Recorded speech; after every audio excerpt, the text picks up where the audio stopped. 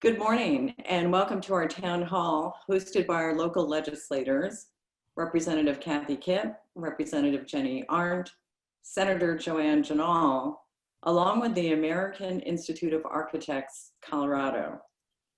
Today's topic is the design of new buildings for carbon neutrality. And our guests today are three outstanding architects: Paul Hutton from the Cunningham Group in Denver, Deborah Lucking from Fentress Architects in Denver, and Brianne Smith from R&B Architects in Fort Collins. My name is Beth Jager, and I will be your moderator for the next 60 minutes. As you listen to Paul and Deborah and Brianne's remarks, please think about questions that you'd like to ask them during our question and answer period. After their remarks, we will open it to questions, and we're going to be using the Q&A function on Zoom today. Not the chat function, but the Q&A function. So when you wish to ask a question, just click on that, type in your question, hit the submit button, and we will do our very best to get to all the questions that are posed today. We do ask that your questions relate to today's topic about green buildings and reducing greenhouse gas emissions. So with that, let's begin with opening remarks from our elected officials. Senator Janal, would you like to begin? Thank you, Beth, and welcome everyone.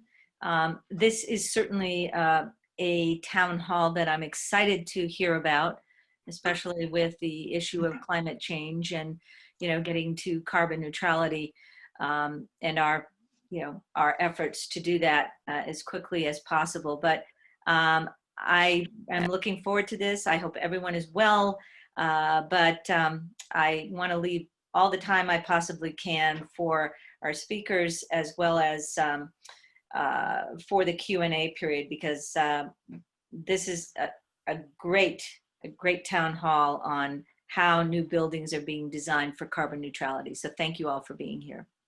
Great. Representative Arndt? Sure, thank you. Thanks, Senator Janal. I just, same here.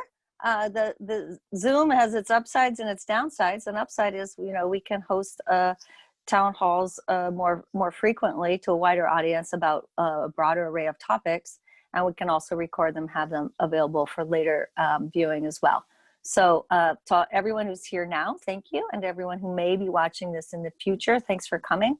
There is a urgency behind our change into the carbon-free future, and I am very excited. And a lot of the answer has to do with the way we live our lives in our buildings. So I can't wait to hear what's in store for us today. Thanks to the architects for coming, and to Jerry Johnson for organizing. Great, thank you. Representative Kipp? Thank you. Thank you, Beth, for moderating, and thanks to our panelists. I am really looking forward to today. This is an issue that is really close to my heart. I don't know, most people probably don't realize that about almost a quarter of our carbon emissions in Colorado come from buildings, from homes and dwellings and buildings. And I've had a couple of bills, one from 2019, which basically says that you have to keep up with a more current standard of an energy efficiency code when a jurisdiction creates new building codes, which they tend to do every 3 years. And it's really amazing when, I ran the bill and we looked at the charts, and you see how the emissions drop when you get to about the 2012 code. And as of 2021, we'll be at, the 2015, 2018, 2021 codes, which are even better. So I really think that will have a big impact.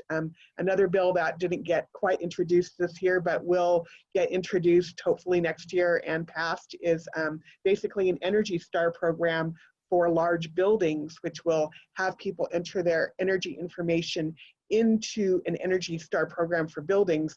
And then if your building doesn't measure up, have you make improvements to it over time. So I don't want to talk more about my bills now, but just wanted to say that's why I'm so excited to have this presentation today. So thank you so much all for being here to share your expertise with us. Thank you. Thank you. I now have the honor of introducing our three panelists. Paul Hutton is the Chief Sustainability Officer at Cunningham Group Architecture. He has dedicated his 40-year career to the integration of sustainable strategies with design excellence. In addition to his duties at the firm, he has been very involved with the Department of Energy's Solar Decathlon, administered the Governor's Energy Office High Performance Building Program, moderated the 2030 Challenge Professional Series, and taught at the University of Colorado Architecture School for nearly 2 decades. He lives on a net zero energy ranch south of Denver with his wife, dog, and yes, free-range chickens, Paul. Deborah Lucking is the Director of Sustainability at Fentress Architects, where she has for almost 2 decades spearheaded and accelerated their initiative to design sustainable, high-performance buildings and spaces that enhance the user experience and contribute to the community at large. She is a committee member of the Environment and Climate Network of the American Alliance of Museums and of the AIA Colorado Sustainability Working Group and the Equity, Diversity, and Inclusiveness Committee. Deborah lives in a 1927 house in South Central Denver and spends her spare time tinkering to improve her sourdough bread baking. Brianne Smith is a senior associate at Airbnb Architects in Fort Collins.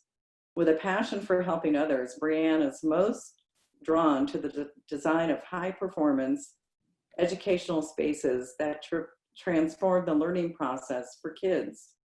Inside the office, she leads the firm's post-occupancy evaluation program and sustainable design initiatives. In 2018, she was selected to the AIA Colorado's Christopher Kelly Leadership Development Program, where she further explored the role of architects as leaders in society.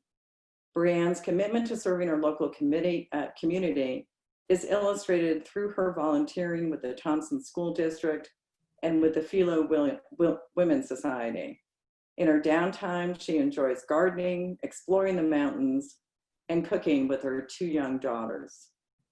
So with that, Paul, may I ask you to begin our discussion today? Yes, I'd love to. Thank you for those wonderful introductions. I'm going to start sharing screen, and we're going to just jump right into this. We have a lot we want to cover today, and we're going to move pretty fast. So without further ado, as you all know, the 3 of us are with the American Institute of Architects.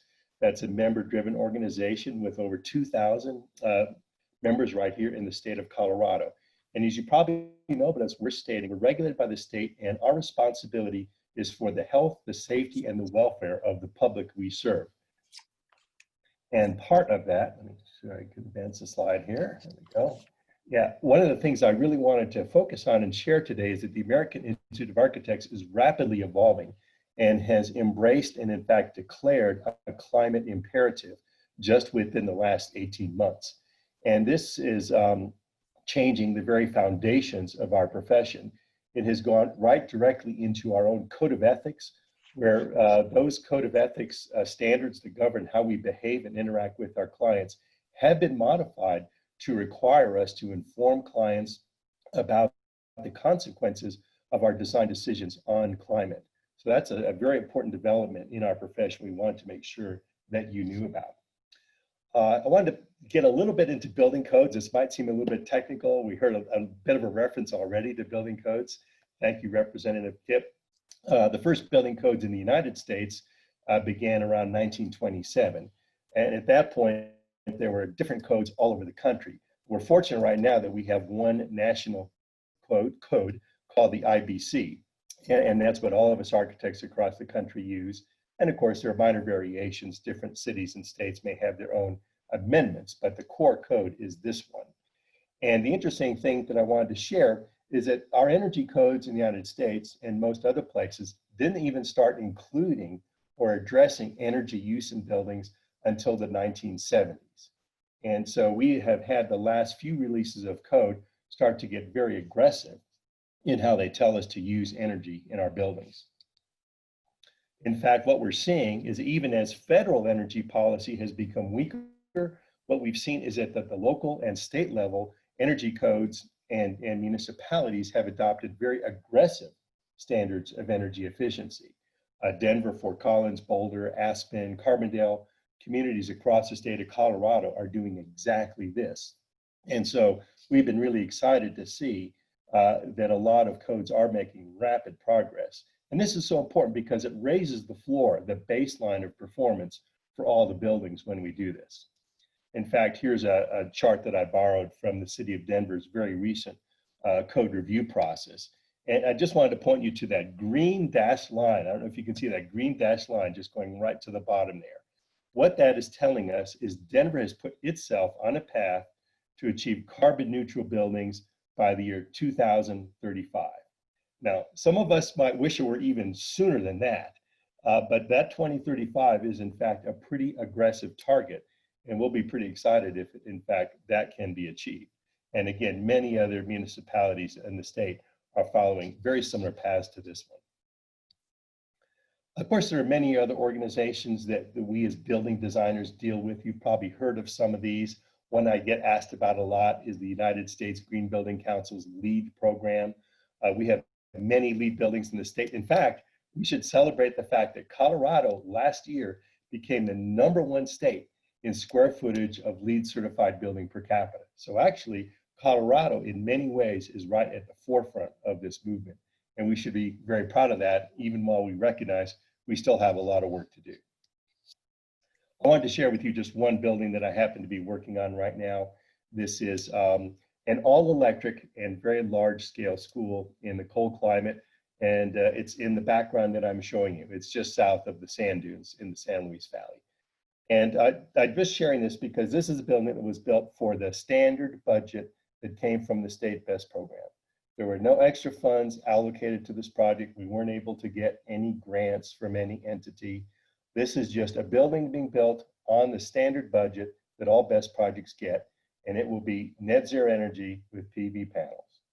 And it can be done. So it just takes a lot of effort. It takes integrated design, but this is what we are all moving toward very rapidly. There's one other organization I want to mention, and I'm not sure if you know about this. It's the Architecture 2030. Essentially, it's a parallel program within the AIA that specifically is dedicated to decarbonization.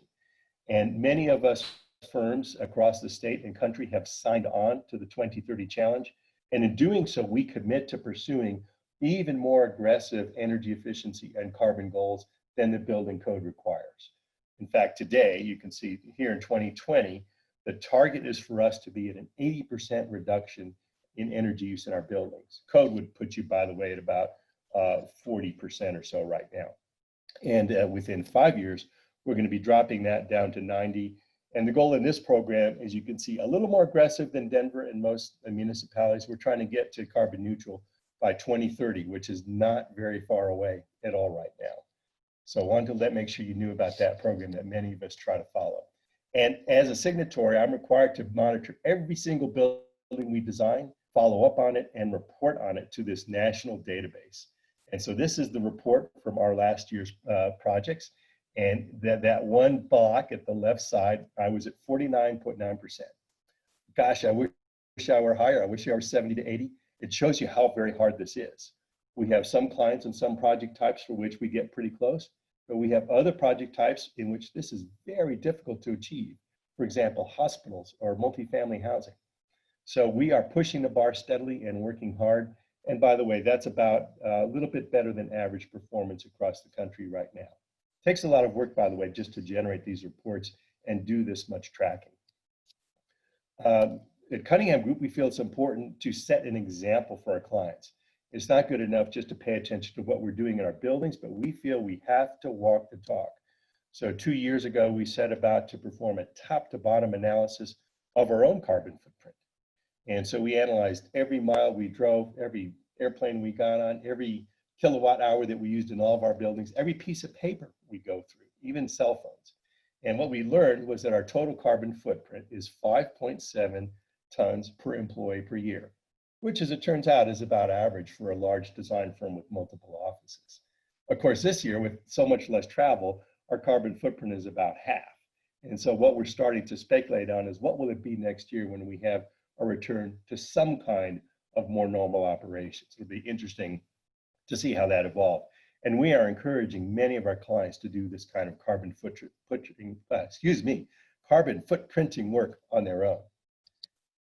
So if I were to ask you this question, and most of you may know the answer, but if I asked you which sector in Colorado and across the country is responsible for the most greenhouse gas emissions, which would you expect? Is it transportation? Is it buildings? Is it industry? Representative Kipp, I think I heard you mention the fact you're aware that buildings are about a quarter, and that's very accurate. Let's take a look at the actual chart. So the actual chart shows buildings and transportation are neck and neck. They're just each about a quarter of the total picture of emissions. And industry is this big blob at the bottom of the chart that's nearly half.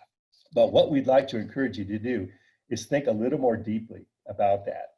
And when we take apart what's going on in the entire industrial sector, what we find is that building materials, steel, cement, bricks, glass, all the stuff that we create to put into this thing we call the built environment is another 11%. So a slightly different way to look at this is that how we make the built environment, how we inhabit this planet, is 40% of the problem. Alone, it is bigger than either transportation or the rest of industry. It is a sector that absolutely bears close scrutiny and focus. And that's what we as architects are trying to do a better job with. And you're going to hear a lot more details about this, but I wanted to just give you a higher level overview as quickly as I can. So when we think about carbon in the built environment, there are three main sources right now. At the top right, it's the new buildings that we're designing now and into the future, and how do we make those ever more energy efficient and therefore closer to carbon neutral. Actually, we're getting a good handle on that. We still have a lot of work to do, but we're doing pretty well there.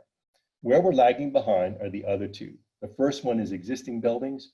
And again, there are some ideas about how to work on that, but existing buildings can stay in a condition of relative inefficiency and carbon pollution for decades. And we don't have great mechanisms to tackle that.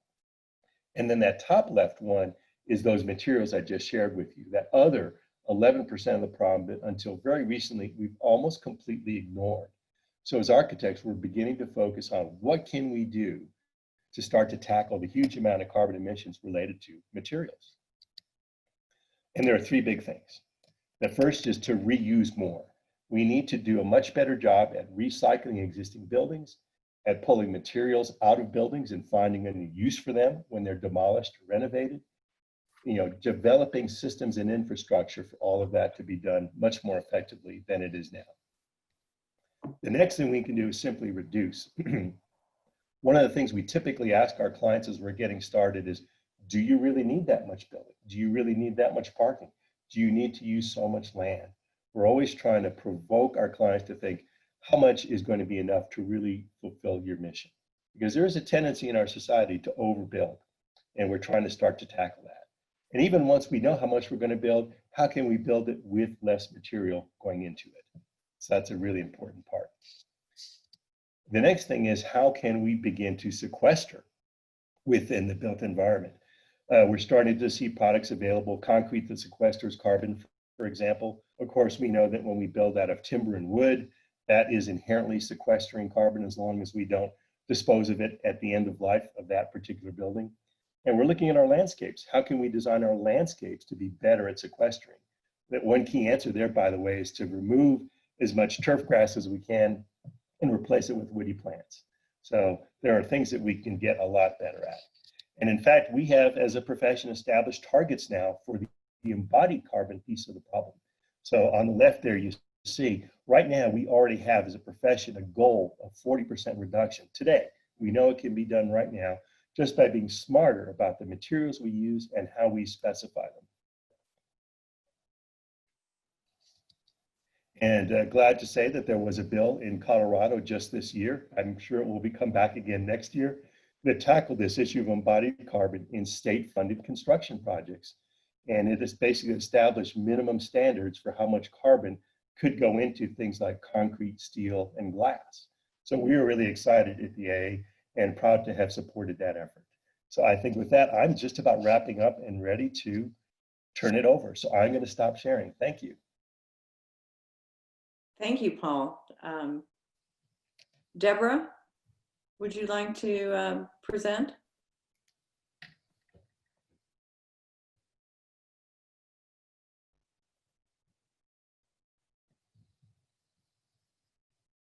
I think you're on mute, Deborah.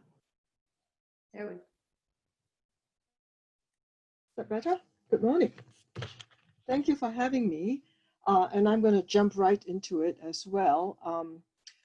Many of you may not know Fentress Architects, but I think more of you know of this building, Denver International Airport. This is one of our first major projects. And when we first got the project, the problem that we had to solve were twofold. One, to bring the project in on budget and to shorten the construction time to bring it on schedule. And the solution that we came up with using a fabric roof solved these problems. It was a lighter material, it was faster to erect, and because of the lighter weight, we could reduce the amount of structure of the rest of the building, therefore saving on construction material and cost. What we also realized was that the fabric roof and the way it was designed let a lot of daylight into the interior spaces. It allowed us to reduce the amount of lighting during the day, further saving on energy. The light filters in through the fabric roof or is reflected off the flat roofs of the parking structures on either side. And also the way the roof was configured, because of the fabric nature, lets us see the sky. It lets travelers see the sky, which helps with jet lag. And also the configuration, the shape of the roof allows us to very easily shed the snow load and the rain. So you see, a good solution will solve multiple problems. And one of the benefits of the fabric roof was that it allowed us to reduce the energy use of the building. This is a map from Energize Denver. It's a benchmarking map because the city of Denver requires large buildings to report their annual energy use. So this data you see on your screen is from June. It shows that the energy use, the metric that we use to measure it, EUI, is 128.2, which for an airport is very, very good. Most airports range from 150 to 100 to 200 BTU, kBTU per square foot per year. So DIA is a very high performing, very efficient structure. So what I just mentioned, EUI stands for energy use intensity, and it's what Paul calls operational carbon, the energy that is required to keep the building going, keep the lights on, the computers going, keep it heated or cooled. And measuring operational carbon is a fairly well-developed process. We have ways of measuring and reporting and establishing benchmarks for it. What we want to do today is to look at the embodied carbon, the energy that's used to produce the materials that's used to build buildings. So here's how it was explained to me. I'm a baker and I make sourdough bread.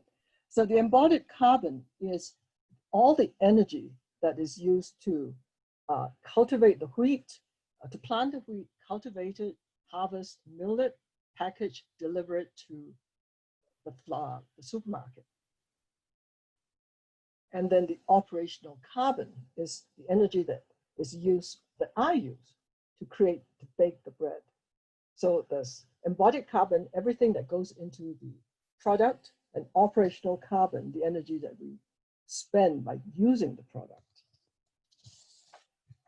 And why does this matter? And it matters because of what we call the triple bottom line, the concept that there are costs and benefits beyond the immediate dollars and cents. That is the profit part of the equation. Everything we consume or use has a direct cost in dollars and cents. It's how we typically put a value on things. There is also the societal or people cost. we measure it as the impact on public health, on productivity, on school performance. And think of the impact on public health when we allow pollution of our air or water supply. And what we've been seeing in these days of pandemic is, a real good example of the costs that we have incurred on the people, the society. And then there's the planet, the long-term cost to our environment.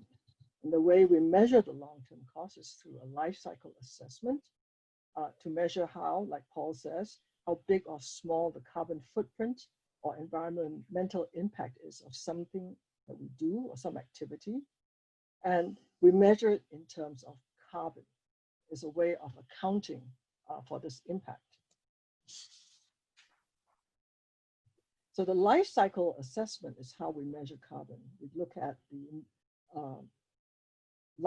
the environmental impacts, the carbon, and also the embodied carbon, as well as the emissions that come from material extraction, from transporting the material, from manufacturing, and also end of life. What do we do with buildings and products when they run out of their useful life? And here's a typical high-rise building carbon profile. The red and blue and green shows the embodied carbon. So this is not the breakdown that Paul had talked about. His was an average. This is for a high-rise building, where the operational carbon is only about a quarter of the total carbon profile of a building. And the industry, the construction industry, has reacted very quickly to the new concerns, and many manufacturers put out what we call an environmental product declaration, what you see in the middle of your screen. This is the equivalent to the nutrition facts that we find in the foods we eat, and it basically breaks down the components, the things that go into the thing that we use or the thing that we eat, and its impact on us.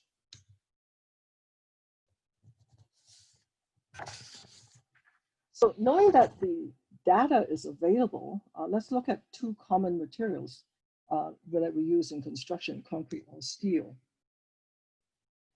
And what are the impacts of each? So when we look at the manufacture of concrete, we use it in foundations, we use it in our structure. And let's look at the components. We have the extraction, we have the manufacturing, we have mixing, transporting it to the building, and what happens at the end of life. And what we found is that it's a highly energy consuming process. And also at the end of its life, there is not much we can do with the concrete. We break it down and we use the components, but it's what we call a down cycle. We're not using it to the same value that we originally utilized the material for. We use it as aggregate, we use it as landfill. So the value of its contribution to the market is not as great as its original value. Now, whereas in steel, because of the economics involved, the industry has evolved to where it's almost a closed loop. Almost all the steel that we use is recycled. Almost all the steel that comes from a demolished building is put back into the cycle. So its carbon footprint, its carbon impact is much less. So knowing this, what can we do? And this is very similar to what Paul mentioned about reduce and reuse. There are different strategies that we can take to handle the carbon emissions. There is what we call carbon negative, which is we throw stuff away, we add to the landfill. There is what we call carbon neutral, where we've created the product and we try and use it for as long as we can, such as solar photovoltaics or hydropower. We do not release carbon. And then there is the carbon positive, where we put back and sequester carbon into the land. Now, this may be, large-scale industrial applications, but we too, as consumers, can contribute. We can push for for institutional, corporate, and legislative action. So in April, when all the stay-at-home orders started, we saw clear skies. We saw the difference in air quality. The embodied carbon we've been talking about is not embedded in the material. It has been released into the air.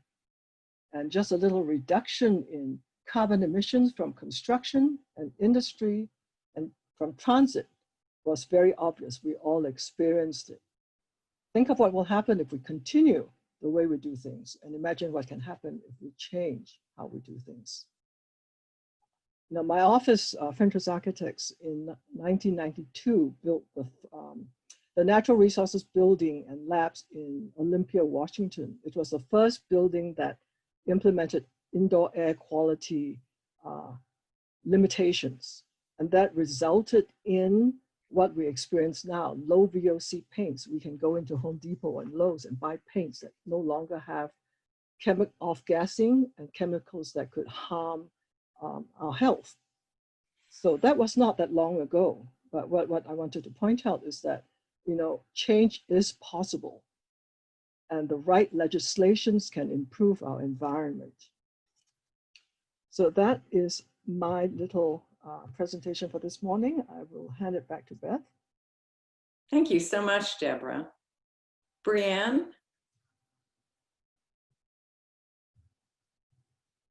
Brianne, may I ask you to begin? You're on mute, Brianne. There we go. Now I'm There you unmuted. go. Thank you.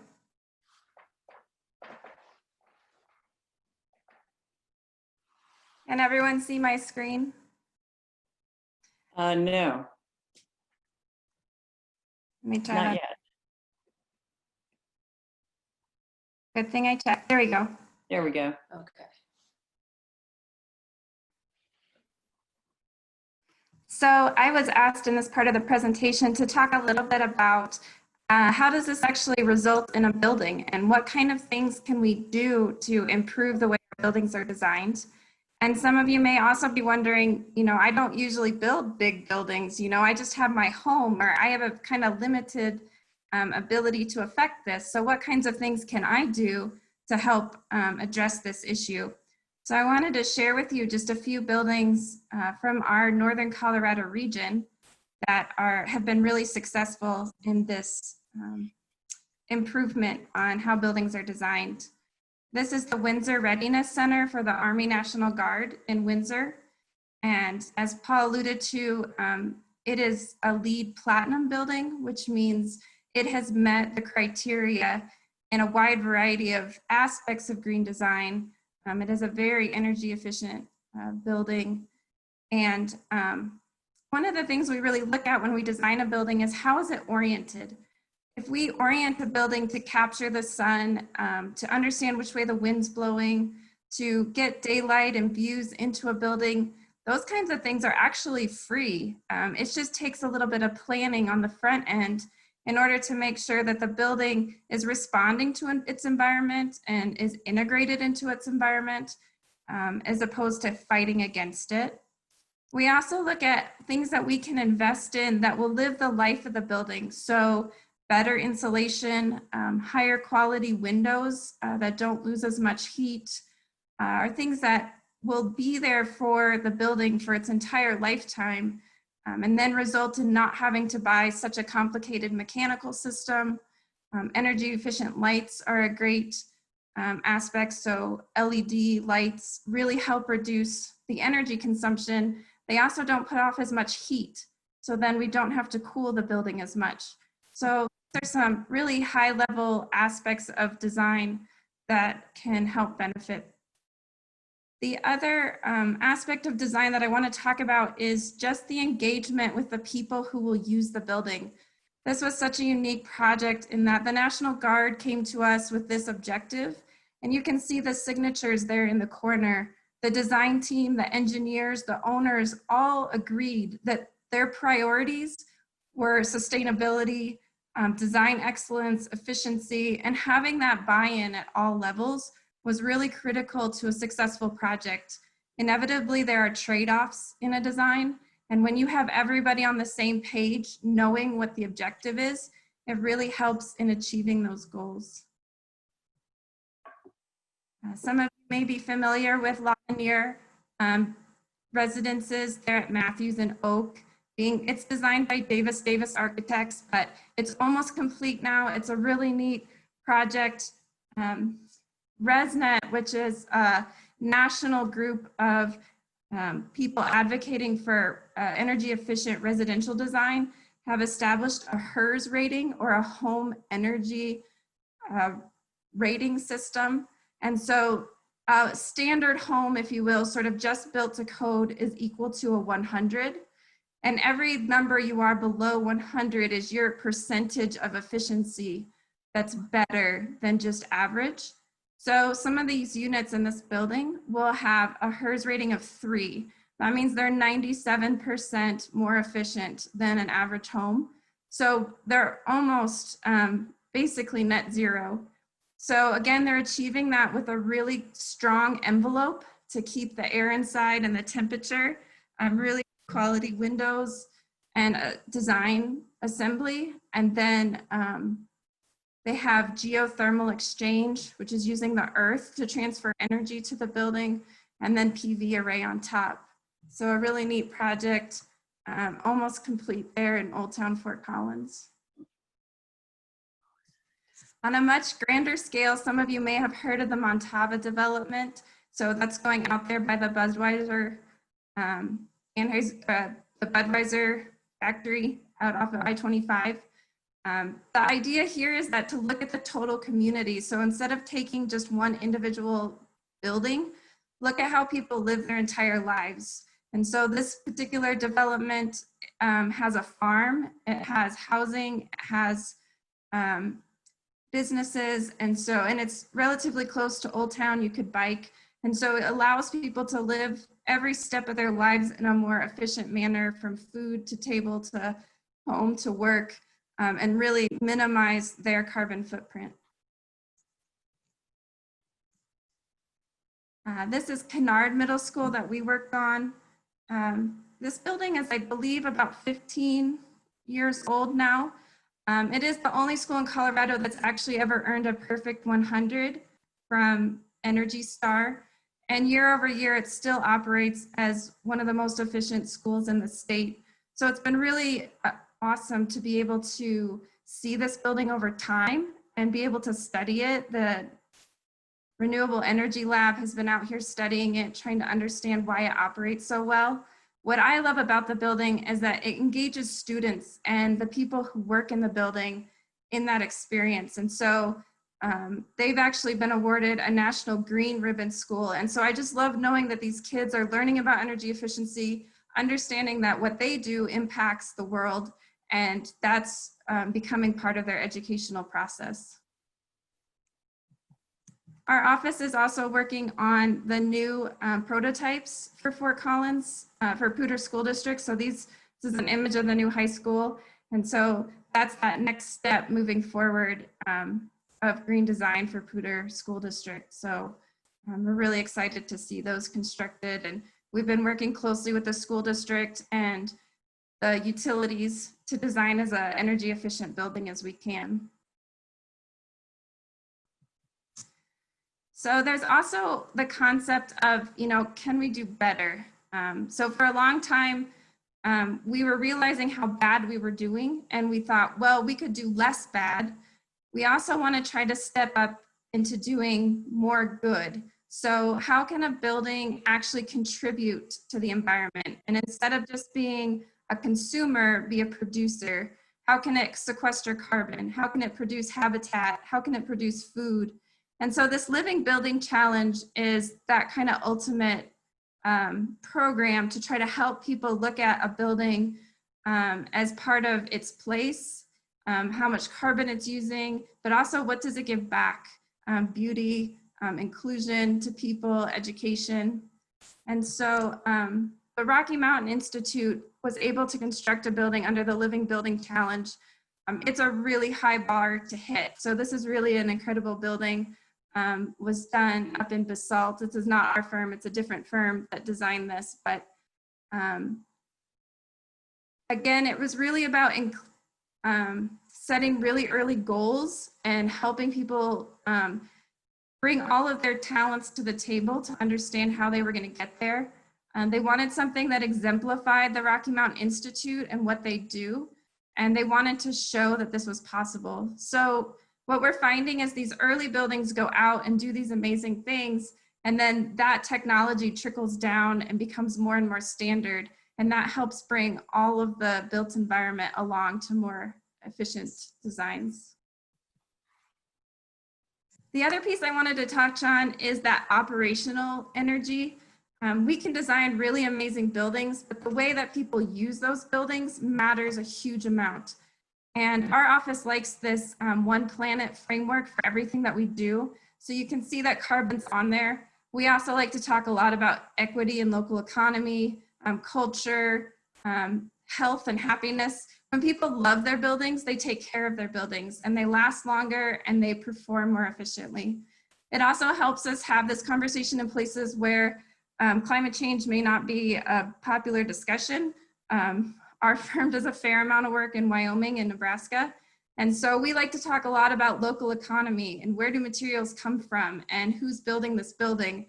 And we're able to achieve a lot of our goals with energy efficiency and zero carbon, but we just come at it from a little bit different angle. So I just wanted to touch on real quickly all the amazing things happening in Northern Colorado. There's the efficiency works between all of the Northern Colorado utilities from Estes Park to Loveland to Fort Collins, have amazing programs and services available to help homeowners, business operators become more efficient in their projects. The CSU has a lot of opportunities. The city of Fort Collins has programs for the people within the Fort Collins area. So reach out, look on their websites. There's some really cool things out there that can help you at a residential level or at a commercial level. And the last thing I wanted to touch on was an interesting competition between Rocky Mountain High School and Fossil Ridge High School. We had designed Fossil Ridge to be a highly efficient school. It is LEED certified, and the school district challenged all of their schools to be more efficient. And they told the schools, if you save money on energy, we will give you that money back for teaching. And so that was a pretty big carrot to put out there for these schools. And at the end of the day, Rocky Mountain actually ended up performing better than Fossil Ridge. And it was just such an interesting study on how when the occupant of a building engages with how it works, understands how to use their building efficiently, it makes such an impact across the lifespan of that building and all the energy that can be saved. So really an interesting study there between Rocky and Fossil Ridge. I think I might turn this over to Paul. Do you want to jump in here? Sure, I can, if you just want to leave that slide. These are some closing thoughts we had put together to stimulate perhaps some discussion. So nothing that we haven't already been talking about. Well, hopefully we've given you a good understanding today of the impact and the potential of the built environment, just how very important as a sector of our economy it really is. And the next one, raising awareness of characteristics where we work, live, and play.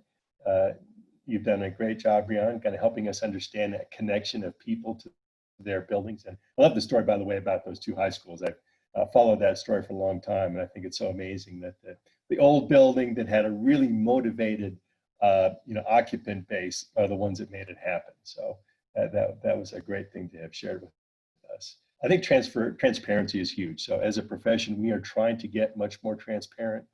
We publish all of our results online. Most of my competitors do.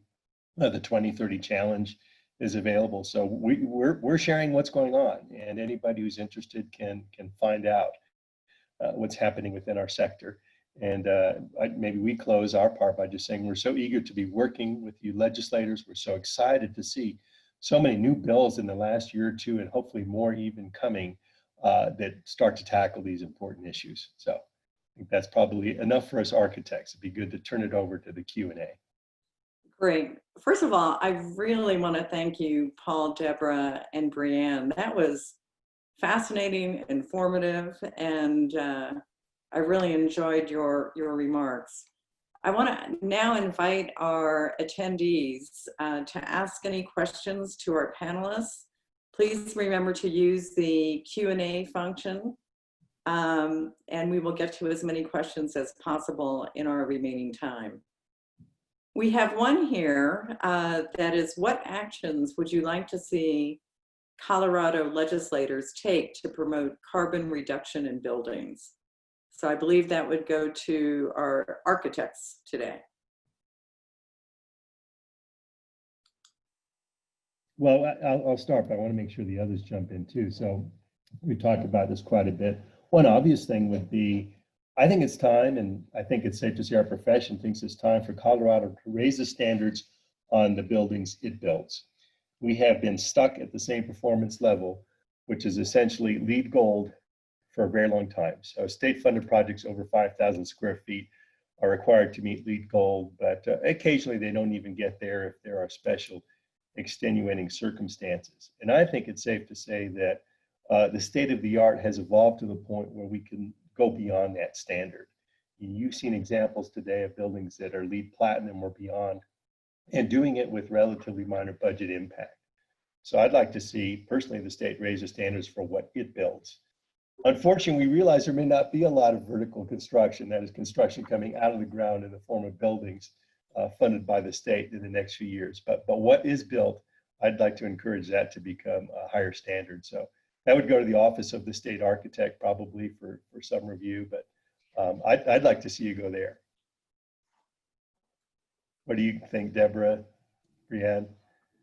Well, I'm looking at one of the questions that you answered, Paul, about benchmarking. And I think, you know, we like to say you can only manage what you can measure. And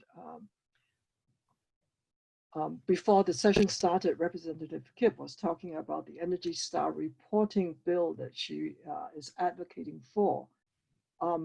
So if you make a requirement of buildings throughout the state to report their energy use, even it's just to Energy Star, and that information is made available like Denver has done, I think there's an incentive for everyone to improve their behavior. It's like a report card being made public. You know, you want to show that you're better than the next guy. It shows up when, you know, tenants are looking for spaces to rent. It shows up when you're trying to sell a property. So the incentive from transparency will definitely help. Brianne, do you have anything to add? Yeah, I think those are both great, especially the reporting. It really helps us as designers understand how other buildings are functioning, making sure that a building that says it's energy efficient is actually working and that there's not something wrong with it.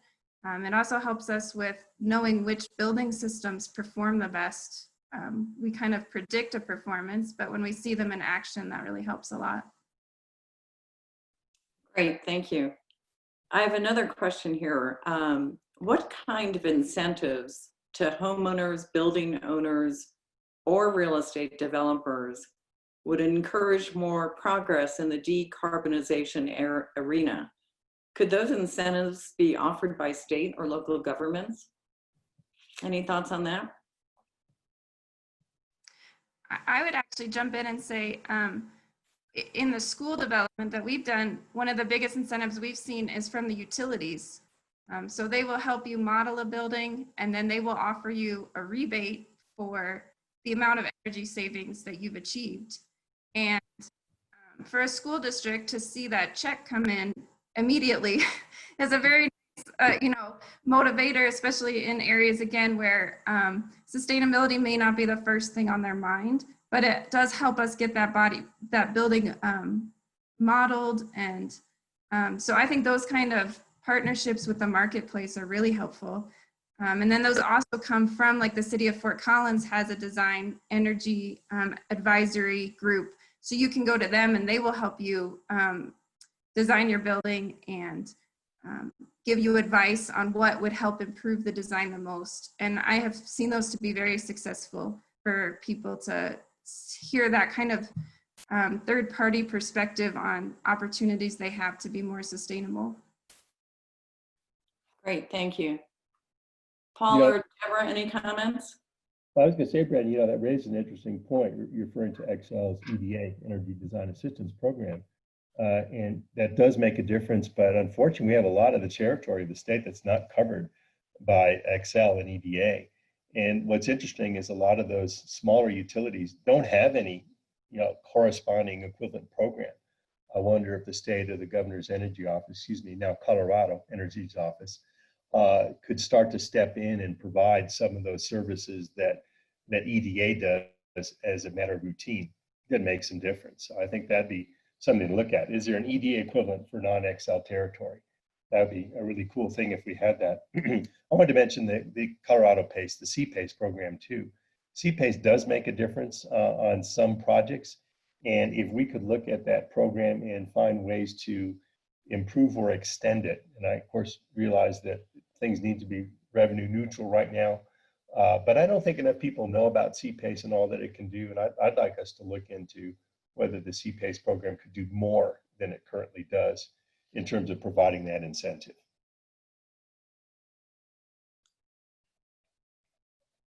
Any other comments? This is Jenny Arndt. I just had a comment because I've always thought the CPACE could do more. And I looked into that about 2 years ago with the energy office. They said, please don't touch the CPACE program. And I said, why? There might be something we could dig into there, and there's some sort of a balancing thing or something. That is the most intuitive win-win program of one of them that I've seen. And if the architects would like to join me in expanding that CPACE program, I've been interested in that for years. So it just makes complete sense. Yeah, and I think we'd be all in helping you with that.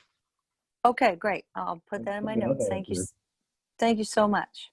Oh, you bet. Because I agree, it's a good program. Just doesn't seem like it gets used enough. Well, part of it is the statute says that each county has to adopt it, and the county commissioners may allow CPACE in their county. So very few counties have, opted in. So I was just wanted to change the word may and just said shall. I mean, just CPACE is available. Yeah. Mm-hmm. And that just makes sense to me. But we can talk further offline. I'm happy to hear you're interested in that as well. Thank you. Yeah. Great, thank you. Here's another question. To really mitigate climate change, we need to electrify everything. How can we get AIA and the legislature to move this forward?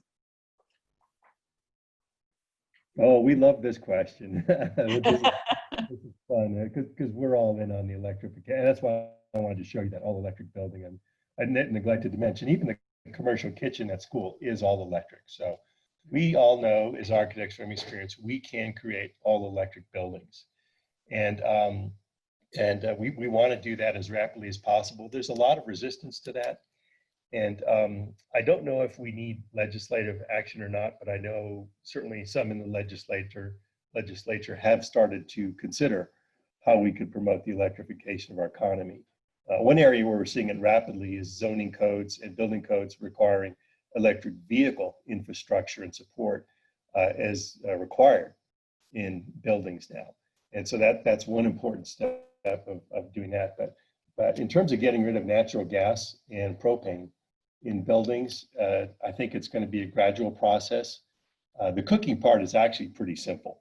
The technology has evolved to the point where even in some of our more high-end residential units now, we are able to get people to switch to induction cooking. It just means you have to get different pots and pans. So maybe the state needs a program where you can change out your old pots and pans for new ones. I don't know. But that's just a joke, of course. But I think it happened on the cooking side, and we're seeing a lot of buildings more and more go toward all electric heating. And I just want to put out one other key thing about natural gas. Natural gas is a terrible pollutant over and above just the burning of it. The natural gas infrastructure is terribly leaky. A lot of it is 100 years old. We have spots around the country and a few in Colorado where we have significant leaks, and that's leaking methane directly into the atmosphere. That's so much worse than the natural gas after it's burned. And the other aspect of it is when you burn natural gas in a building, especially in a kitchen, you are far more likely to have health problems in that residence. The asthma rate for children in that residence will go up significantly. Natural gas is a key pollutant for indoor air quality. So there are a lot of reasons to be thinking about moving toward electrification. So I'm sure you guys have some other opinions there too. We unfortunately only have about 5 minutes left, and we have many questions that I apologize, we just have not been able to get to. But I do want to use these 5 minutes for our panelists and our local legislators to give some final comments. So Paul, Deborah, Brianne, would you like to give us some closing comments? You guys start. All right, I'll start. Well, thank you very much for inviting us to your town hall. We care, we try to do the right thing, and it's really encouraging when we find that there's a community that cares more than we do, or as much as we do. So thank you. Yes, I love what Deborah said. I think that's great. And I would just add to it that just to look for opportunities in your own engagement with buildings, find opportunities to make them more efficient, and to continue to work on opportunities at the state level to help everybody come along and understand the impact of their decisions.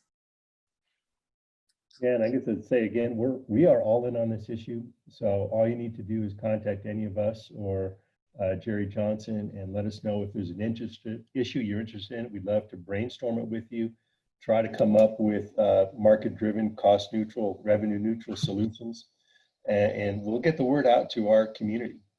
And we will be there if you need us to testify or whatever other kind of support you may need. Great, thank you. Senator Janal? Yes, thank you, Beth, and thank you to our presenters. Architects are really playing a very important role in reducing the carbon footprint. I had no idea. First of all, I've learned a lot from your 3 presentations. Excellent.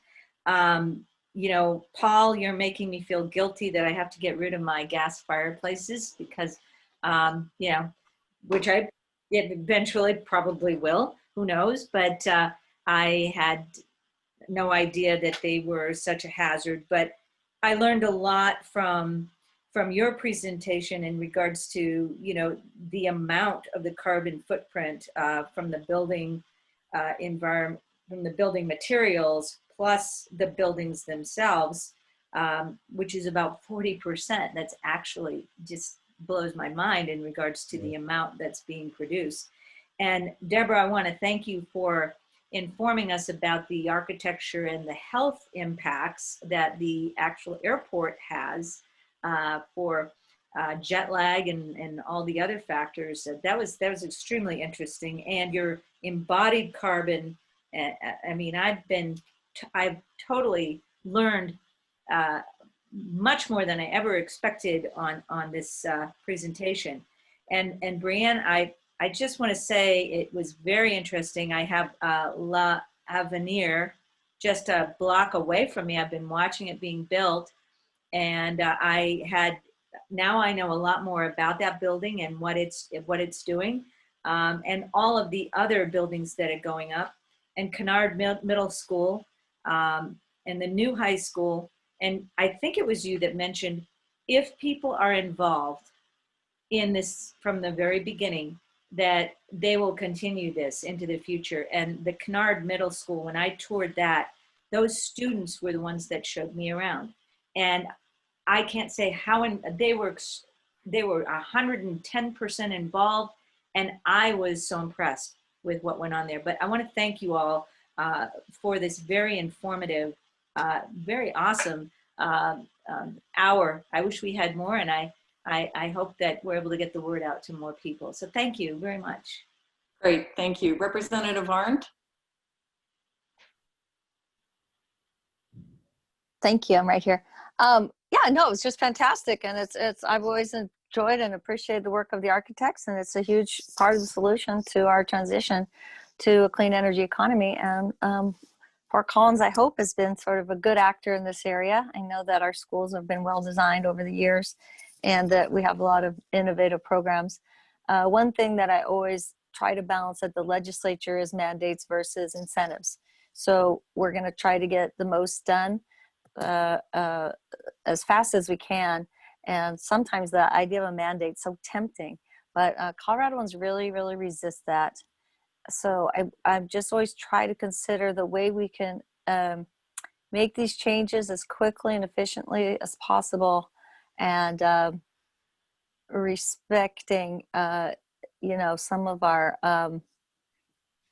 little Western ways we have out here. So I am happy to collaborate on all these, and I'm specifically interested in expanding that CPACE program. So thank you for your time today and your expertise. Thank you. Representative Kip? Thank you so much, everybody, for presenting today, and thank you, Beth, for moderating, and thanks for everybody who came. Obviously, this is a really interesting topic, and it is one that I think many of our colleagues in the legislature and us are interested in pursuing further. Bring my energy benchmarking bill back next year, and look forward to continue working with all of you. So I think, all of us are open to hearing ideas, so anytime you have one, feel free to let us know, because we need to continue making progress to mitigate climate change.